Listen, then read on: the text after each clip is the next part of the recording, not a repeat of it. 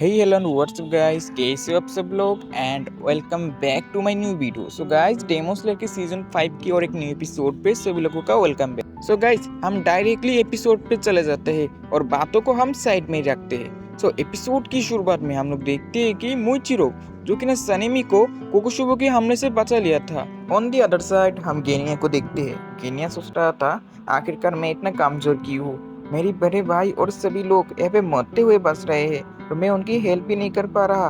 तब उसे तांजीरो की बातें याद आ जाती है। तांजीरो जो कि ना उसे मोटिवेटेड करा था, हम कमजोर इंसान ही लड़ाई के मैदान पे सबसे ज्यादा इम्पोर्टेंट है, क्योंकि जो स्ट्रॉन्गेस्ट है उनकी ध्यान हमेशा स्ट्रॉन्गेस्ट की तरह ही रहते हैं और उसी चीज का फायदा लेके हम जैसे कमजोर भी लड़ाई पे बहुत कुछ कर सकता है। और एक बार जब उसे याद आती है तभी गेनिया उसके हाथों में से एक कोकोशिबो का स्वॉर्ड का जो टूटा हुआ हिस्सा था उसे निकलता है और उसे खा लेता है। और कोकोशिबो जो अपर रैंक 1 है, उसका जो भी हिस्सा खाएगा वो तो ताकतवर ही बनेगा ना। और यहाँ पे हम स्टोन आशिरा ग्यूमी और सनेमी को देखते हैं। ग्यूमी सोच रहा था, उसकी अगर एक भी मोन अगर मुझसे टकरा गया तो मैं तो यही खत्म हो जाऊंगा। वेट, मुझे हारना नहीं है, मुझे जस्ट मेरे ऊपर फोकस करना है। फोकस ग्यूमी, मैं अब क्या कर सकता हूँ। और तो भी ग्यूमी कोकोशिबो के अंदर देखने लगता है। इसकी वजह से उसके अंदर की जो ऑर्गन्स था वो भी ग्यूमी को दिख जाती है, मतलब उसका वीकेस्ट पार्ट भी ग्यूमी देख सकता था। ऑन दी अदर साइड जहाँ पे हम मुइचिरो को देखते हैं, मुइचिरो कोकोशिबो के हमले से बचता हुआ जा रहा था। मुइचिरो सोचता है, मैं अब उनकी मदद करने की लायक ही नहीं हूँ, क्योंकि अब तक तो मेरी एक हाथ भी कट चुका है, लेकिन फिर भी मुझे अपना बेस्ट देना होगा। मिस्ट ब्रीथिंग, और हम देखते हैं तीनों आशिरा कोकोशिबो के ऊपर रश कर देती है। कोकोशिबो कहते हैं मून ब्रीथिंग, 14 फ्रॉम, और उस हमले से भी हमारा मोइचिरो बचता हुआ जा रहा था। ऑन दी अदर साइड हमारा स्टोन आशिरा ग्यूमो भी बैटल को जॉइन कर लेता है और कोकोशिबो के ऊपर एक बॉल को फेंक देती है। और तभी कोकोशिबो कहता है, इसके अंदर भी अभी तक दम है। और तभी सनेमी अपना विन बेटिंग के एक और फॉर्म यूज करता है, उसके ऊपर रश कर देती है। और ऑन दी अदर साइड हम वहाँ पे मोइचिरो को देखते हैं, जो कोकोशिबो के पास जाके उसके अंदर अपनी स्वॉर्ड घुसा देती है। कोकोशिबो सोचता है, इसके अंदर अभी तक हिम्मत है। Moon breathing, 16 form. तभी हम गेनिया को देखते हैं। कोकोशिबो का स्वॉर्ड का हिस्सा खाने की वजह से गेनिया का मतलब जो आंखें था वो भी एक डेमन की तरह कन्वर्ट हो चुका है। गेनिया उसके ऊपर शूट कर देती है और जो बुलेट था वो स्पेशल एबिलिटी भी आ चुका था उस बुलेट पे। और कोकोशिबो के अंदर वो बुलेट घुसने लगे। कोकोशिबो कहते हैं, ये क्या है। और तभी कोकोशिबो के अंदर से पैर उगाने लगते हैं। कोकोशिबो कहते हैं, क्या ब्लड डेमन टेक्निक। और तभी सनेमी उसके ऊपर रश कर देती है और साथ ही साथ ग्यूमी उसके ऊपर भी रश कर देती है। लेकिन तभी कोकोशिबो कहता है, मैं इतना हारने का करीब आज से सिर्फ 400 यार्ड्स पहले था। और कोकोशिबो हमें बताता है कि 400 यार्ड्स पहले तब उसके सामने एक ओल्ड आदमी खड़ा हुआ था। और ओल्ड आदमी कोई नहीं, यूरिची था। और यूरिची कोकोशिबो का भाई था। ये भी हमें कोकोशिबो ही बताता है। कोकोशिबो ने यूरिची को क्वेश्चन किया था कि वो 25 इयर्स होने के बाद भी कैसे नहीं मरा, क्योंकि एक डेमन स्लेयर मार्क अगर किसी के ऊपर एवोकन होता है तो 25 इयर्स होने ही मर जाता है। यूरिची कहता है, मैं बहुत मुश्किल से बचा हुआ हूँ, और क्यों कैसे बचा हुआ है ये कोकोशिबो को नहीं पता। कोकोशिबो तो कह रहा था, तुम मेरी भाई ही क्यों ना हो, तुम तो हो एक डेमन स्लेयर ही, तो ये मेरा फर्ज है तुम्हें खत्म करना। और तुम अब ओल्ड बन चुके हो, तो इसकी वजह से मुझे नहीं लगता तुम मुझे हरा पाओगे। और तभी हम देखते हैं यूरिची वहाँ पे एयर हो जाता है, कोकोशिबो भी रेडी हो जाता है। यूरिची तभी अपनी बेटिंग टेक्निक यूज करने लगता है, जिसके देख के कोकोशिबो कह रहा था, इतनी बुरी उम्र पे भी वो अपना बेटिंग टेक्निक को यूज कर रहा था। और तभी कोकोशिबो देखता है कि हमारा यूरिची जो कि ना सन ब्रीथिंग यूज करता है, लेकिन कोकोशिबो तब भी वह खड़ा हुआ था। इसकी वजह से हमारा यूरिची उसका आधे गले का हिस्सा काट चुका था। ये कोकोशिबो सोचता था, ये नामुमकिन है, वो इतना ओल्ड बन चुका है फिर भी मैं उसकी स्पीड को पकड़ नहीं पा रहा, मुझे उसे खत्म करना ही होगा। वेट, क्या वो मर चुका है। और हम देखते वहाँ पे यूरिची का नेचुरली डेथ हो चुका था, मतलब यूरिची का अनडिफिटेड पर्सन है, उसे किसी ने मारा नहीं। मतलब एक इंसान जैसे मरता है ना नेचुरली, वो ऐसे ही मरा था यूरिची। और उसे देख के कोकोशिबो को गुस्सा आ गया था, क्योंकि कोकोशिबो उसे खुद के हाथों से मारना चाह रहा था। उस दिन का बात याद आके कोकोशिबो को वहाँ पे आ जाता है गुस्सा, मतलब प्रेजेंट टाइप पे। कोकोशिबो कहता है, मैं अभी हार नहीं मान सकता। और तभी कोकोशिबो अपनी फुल पावर पे चला आता है और हम देखते वक्त पे मतलब मून की स्लाइसेस हमारी मुइचिरो और गेनिया को दो हिस्से में बांट देता है। मतलब गेनिया को भी दो हिस्से में और मुइचिरो मतलब मिस्टाशिरो को भी दो हिस्से में बांट देता है। मुइचिरो फिर भी कहता है, मैं अभी ऐसा हार नहीं मान सकता, चाहे मैं मर जाऊं, लेकिन फिर भी मुझे सनेमी एंड ग्यू की हेल्प करनी होगी। कोकोशिबो तो सोचता है कि मैंने उसे दो हिस्से में बांट दिया, लेकिन फिर भी उसने मेरी अंदर अपनी स्वॉर्ड घुसा के रखी। ऑन द अदर साइड गेनिया तो सोच रहा था कि मुझे अपनी भाई को बचाना ही होगा, और तो भी हम देखते हैं ऐसे हालत में भी गेनिया अपनी ब्लड डेमन टेक्निक यूज करता है। कोकोशिबो कहता है ये तो नामुमकिन है, और तो भी सानिमी और गियोमी जो कि ना हमारा कोकोशिबो के ऊपर फिर से रश करता है और उसकी हेड को काटने की कोशिश कर रहा था। और तभी कोकोशिबो सोच रहा था यूरिची मतलब भाई आपका जो सपना था मतलब ड्रीम था ये आज पूरी हो गई। और हमें दिखाई जाती है कि एक फ्लैशबैक जहाँ पे यूरिची और कोकोशिबो था। कोकोशिबो जो कि ना यूरिची को बोल रहा था आपने जो ब्रीथिंग टेक्निक यहाँ पे बनाया है वो ब्रीथिंग टेक्निक डेमन स्लेयर को सीखने में बहुत मुश्किल हो रहा था, लेकिन मुझे तो ये लगता है कि हम एक किसी को सिखाने से पहले ही हम मर जाएंगे। और उसके बाद हमें एक बार प्रेजेंट सीन दिखाई जाती है और एक बार पास्ट। सो पास्ट में जो होता है ये हमें कोकोशिबो बताता है कि वहाँ पे यूरिची जो कि ना कोकोशिबो को रिप्लाई दिया था ये ब्रीथिंग टेक्निक जो कि ना इंसानियत को बचाने के लिए बनी हुई है। और मुझे पूरा यहाँ पे यकीन है एक दिन सभी डेमन स्लेयर्स इस ब्रीथिंग टेक्निक को अच्छी तरह से मास्टर कर लेंगे, और तभी सभी इंसानों मिल के डेमन स्लेयर मतलब सभी डेमन स्लेयर मिल के डेमन्स को खत्म कर देंगे। और ये बात मतलब कोकोशिबो को याद आ रहा था जहाँ पे सनीमी हमारा स्टोन आशिरा या मिस्ट आशिरा सभी बहुत अच्छी तरह से मिलकर कोकोशिबो का हेड को काट दिया था। कोकोशिबो सोचता है तो फिर बड़े भाई आपका जो ड्रीम था मतलब सपना था इस बेटिंग टेक्निक को डेमन स्लेयर तक लाना ये आज पूरी हो गई। ये पे विंड आशिरा जिसके मैंने बहुत कुछ डैमेज किया लेकिन फिर भी उसने हार नहीं माना, और एक आदमी जिसका तो कोई आंखें ही नहीं है, और उसके बाद एक हाफ डेमन। लेकिन जो कुछ भी हो जाए मैं आज इंसानों से नहीं हारने वाला। Shinosukawa, don't let him! He's not done yet! If cutting off your head doesn't work, then I'll rip you to shreds until there's nothing left! 8th floor, primary Gale Slash! Stone breathing 5th floor! Marks of justice!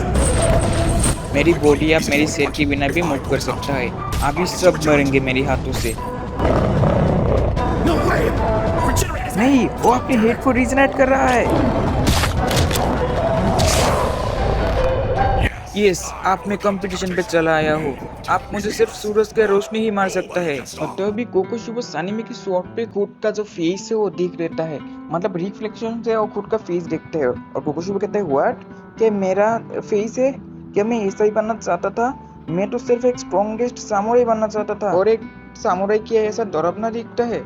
उसके बाद हमें कोकोशिबो का पास दिखाई जाती है जहाँ पे कोकोशिबो का मतलब कोकोशिबो को पीछे से यूरिची मतलब यूरिची का जो छोटा वर्जन है और पुकार के बोल रहा था भैया मैं भी आपके जैसे स्ट्रॉन्गेस्ट सामुराई बनना चाहता हूँ, आप होगे फास्ट सामुराई और मैं होऊंगा सेकंड स्ट्रॉन्गेस्ट सामुराई। और ये बात सोचने के बाद ही कोकोशिबो डस्ट होकर उड़ने लगता है और सनीमी और ग्यूमी तो कोकोशिबो के ऊपर हमला कर ही रहा था। कोकोशिबो अपना हिम्मत खो देता है।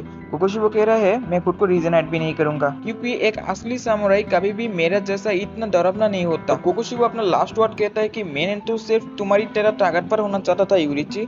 उसके बाद हमें देखा जाता है कि यूरिची और कोकोशिबो जो ट्विन ब्रदर्स थे वहाँ पे यूरिची का जो सर था वहाँ पे उसकी जन्म होने के बाद ही एक मार्क था जिसकी वजह से उसकी डैड उसे मारना चाह रहा था, लेकिन उसकी मॉम ने उसे बचा दिया। उसके बाद कोकोशिबो और यूरिची साथ साथ रहने लगे और कोकोशिबो जब भी यूरिची को देखता था तब भी वो नोटिस करता था कि वो हमेशा मॉम की जो लेफ्ट लेग था उसको पकड़ के रहता था। कोकोशिबो यूरिची को अपनी सारी चीजें इस्तेमाल करने के लिए देती थी और एक दिन यूरिची को एक बांसुरी गिफ्ट किया था। और उसके बाद एक दिन कोकोशिबो ट्रेनिंग कर रहा था और उसके बाद पीछे से यूरिची आके उसे बोल रहा था कि भाई क्या आप वर्ल्ड का सबसे ज्यादा स्ट्रॉन्गेस्ट पावरफुल सामुराई होना चाहते हो? मैं भी आपकी तरह स्ट्रॉन्गेस्ट बनना चाहता हूँ। और ये बोल के यूरिची वहाँ पे स्माइल करने लगता है, लेकिन कोकोशिबो को उसके लिए बुरा लगता है क्योंकि उसकी जो डेड था वो उसके जन्म के बाद ही फैसला कर लिया था अगर यूरिची का 10 इयर्स होती है तो यूरिची को एक टेंपल पे भेज दिया जाएगा। और उसके बाद कोकोशिबो का जो ट्रेनर था वो यूरिची को भी ट्रेनिंग देने लगता है और एक दिन वो यूरिची के हाथों एक ऊँट का स्वॉर्ड देता है और यूरिची को कहता है कि उसके ऊपर हमला करने के लिए। और तब यूरिची उस ट्रेनर को एक ही हमले से हरा देती है और उस हमले की वजह से उस ट्रेनर वहाँ पे बेहोश भी हो जाता है। ट्रेनिंग के बाद कोकोशिबो यूरिची को कह रहा था कि उसने उस ट्रेनर को कैसे हराया। यूरिची सिर्फ उसे यही कहते हैं कि उसने सिर्फ अपनी ब्रीथिंग टेक्निक को कंट्रोल किया और उसकी जो स्पीड है वो अचानक से बढ़ गया, मतलब वो ब्रीथिंग टेक्निक की बातें कर रहा था। लेकिन उस जमाने पे कोई भी ब्रीथिंग टेक्निक यूज नहीं कर सकता था जिसकी वजह से कोकोशिबो के सिर के अंदर कुछ भी नहीं घुसता। और उसके बाद कोकोशिबो भी हार्ड ट्रेनिंग करने लगता है लेकिन फिर भी वो यूरिची के पास भी नहीं जा पाता, मतलब यूरिची बहुत ही स्ट्रॉन्गेस्ट था। और एक दिन मिडनाइट पे यूरिची कोकोशिबो के पास चला आता है और उसे कहता है कि मॉम मर चुका है, लेकिन कैसे मरा ये भी कोकोशिबो को नहीं पता। यूरिची कोकोशिबो को कहते हैं कि भैया मैं अब टेंपल पे जा रहा हूँ, लेकिन कोकोशिबो को शॉक ही होता है क्योंकि यूरिचिका तो 10 इयर्स पे टेम्पल पे जाने के बाद हुई थी, लेकिन फिर भी वो यूरिची को कुछ नहीं कहता। यूरिची कहता है मैं अपने साथ आपकी जो एक फ्रूट है इसको ले जाना चाहता हूँ, क्योंकि ये जब मेरे साथ होता है तो मुझे अकेलापन महसूस नहीं होता। उसके बाद यूरिची चला जाता है और कोकोशिबो उसकी मॉम का एक नोटबुक यहाँ पे पढ़ने लगता है, जिसके पढ़ने के बाद वो उसे पता चलता है कि यूरिची को ही उसका जो फैमिली था उसका हेड बनाने की डिसीजन लिया गया था। और उसे ये भी पता चलता है कि वो अपनी जो मॉम था उसकी लेफ्ट लेग को पकड़ के लेता था, क्योंकि उसकी मॉम की लेफ्ट लेग पे एक बीमारी हुई थी जिसकी वजह से वो अच्छी तरह से चल नहीं पाती। और तो कोकोशिबो वहाँ पे खुद की गलती समझने लगते हैं। हमारे यूरिची का डैड यूरिची को ढूंढने की बहुत सी कोशिश की, लेकिन यूरिची को कोई नहीं ढूंढ पाया। और उसके बाद बहुत से साल बीत गए और कोकोशिबो का एक फैमिली भी बन गया। एक डेमन उनके ऊपर हमला करके कोकोशिबो की सारे साथियों को मार दिया, लेकिन तभी वहाँ पे एंट्री हो जाता है यूरिची की। और यूरिची के सर पे वो मार्क देख के कोकोशिबो उसको पहचान लिया था। यूरिची कोकोशिबो को बचा लिया था, लेकिन यूरिची का इतना पावरफुल मतलब ब्रीथिंग देख के कोकोशिबो को फिर से जेलस फील होने लगी, लेकिन यूरिची उसे अच्छा ही मानता था। यूरिची उनके साथ ही रहने लगी और सभी लोगों को ब्रीथिंग टेक्निक सिखाने लगी, जिसकी वजह से यहाँ पे जन्म लेता है बहुत सारे ब्रीथिंग टेक्निक की। और धीरे धीरे करके कोकोशिबो पर भी डेमन स्लेयर मार्क एवोकन हो जाता है। कोकोशिबो सन ब्रीथिंग को यहाँ पे सीखने का कोशिश किया था, लेकिन वो नाकामयाब रहा।